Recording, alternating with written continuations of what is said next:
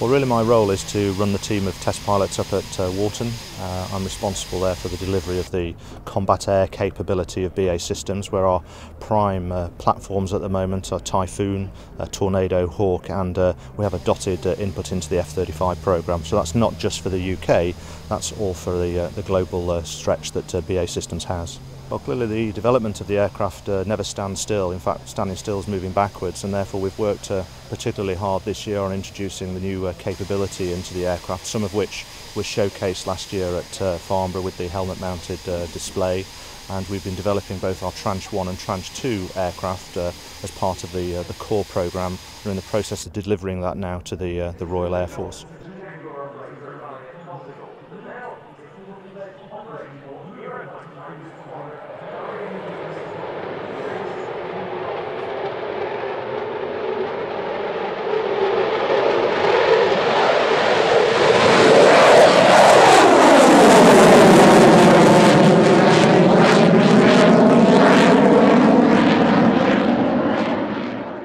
Well, we've moved really from its, should we say, its infancy now into its adolescence, and through that period we're really starting to take account of the improvements in capability. That means, multi-role, I suppose, in there. And a lot of where we were going with the aircraft has focused heavily on the air defence side of the aircraft, which is where it has a superlative handling qualities and an envelope, etc.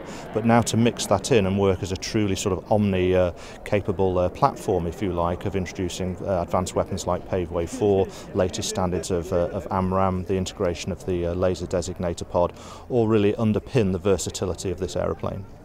Well, the airframe, a lot of the work was done early on there, because we really needed to establish the boundary of what the aircraft was capable of in terms of its handling and performance. Suffice to say, we now match that to the weapons capability of the aeroplane and make sure that the flight control system is really wringing every little bit of performance out of that aircraft. So as a pilot sat in there, you're constantly reassured that the handling is pretty well perfect now, that the performance is there in absolute spades, in your left, under your left hand, but really it's what it can do as a combined platform. And the feedback we're getting from the operators, whether it's through Operation Elemi or the other partner nations, and indeed the Saudi customers as well, is that this is really as an aircraft that's second to none, with an awful lot more to come, there's no doubt.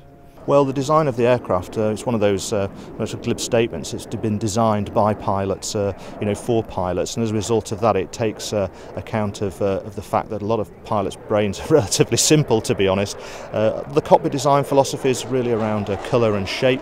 The displays that the basic in-cockpit displays use basic red, green and yellow for accounting of the level of lethality, if you like.